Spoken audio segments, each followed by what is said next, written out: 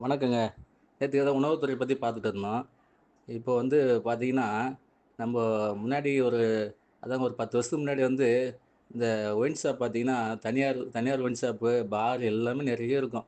அதெல்லாம் போயிட்டு இருந்தது. அத நம்முடைய அரசு என்ன பண்ணுச்சுன்னா, அந்த தனியார் பார்லாம் ஒழிச்சிட்டு, டாஸ்மார்க்ன்னு ஒண்ணு புதுசா ஒண்ணு ஆரம்பிச்சு, அது அரசே ஏத்து நடத்தி, அதன் மூலமா வருவாய் வருவாய் வருவாய் ஈட்டி இப்போ போயிட்டுருக்கு.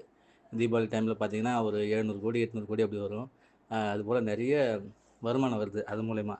நம்ம மக்களுக்கு இன்னலை ஏற்படுத்தும் அந்த மதுவே அவங்க அரசு துறையா மாத்தும்போது, மக்களுக்கு ஆரோக்கியத்தையும், சந்தோஷத்தையும் கொடுக்கக்கூடிய உணவுத்துறையா ஏங்க மாத்தக்கூடாது?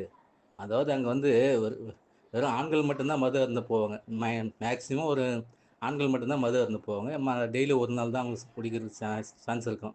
நெறைய பேர் பார்த்தீங்கன்னா, டெய்லி ஒரு நாள் குடிப்பாங்க. ஒரு தடவ குடிப்பாங்க. இதுவே மக்கள் 3 தடவையும் உணவு அருந்திதாங்க ஆகணும். இதில ஆண்கள், பெண்கள், குழந்தைகள் எல்லாருமே உணவு அருந்தி தான் ஆகணும். இது எவ்வளோ வருமானம் வரும்னு பார்த்துக்கங்க அப்பன்னா. அந்த குடிக்கிறது மக்களுக்கு இன்னல் ஏற்படுத்துதே வருமானம் வருதுன்னு சொல்லிட்டு அரசு அத மாத்தி அமைக்கும்போது, மக்களுக்கு ஆரோக்கியத்தை வழங்கக்கூடிய உணவ வந்து உணவு அந்த உணவகத்த ஏன் அமைக்கக்கூடாது? அது அமைச்சாங்கன்னா, இப்போ 5000, 6000த்துக்கு மேல இருக்கு. அந்த ஒயின் ஷாப் பார்த்தீங்கன்னா, டாஸ்மாக் பார்த்தீங்கன்னா, 5000 பிரான்ச், 6000 பிரான்ச்சுக்கு மேல இருக்கு. கணக்கு பார்த்தீங்கன்னா எவ்வளோ இருக்கும். இதே போல நம்ம ஹோட்டல்ஸ் தான் உணவகம் அரசு ஏற்படுத்தி குடுத்து, ஒரு ஒரு 5000, 6000 கூட ஏற்படுத்தி குடுக்கலாமே! எங்க பார்த்தாலும் நீங்க உணவகத்த ஆரம்பிச்சு, அது ஆரோக்கியமான உணவு குடுத்தா, மக்களுக்கு மக்களுக்கு மக்கள் ஆரோக்கியமா இருப்பார்கள்.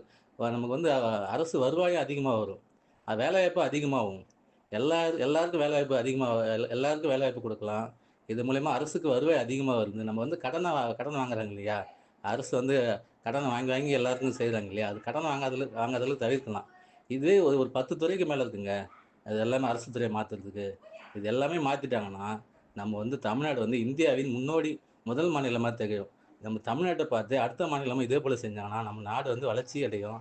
உலகமே நம்மள பார்த்து வே அ வே வியக்கிற லெவலுக்கு நம்ம இந்தியா வளருங்க.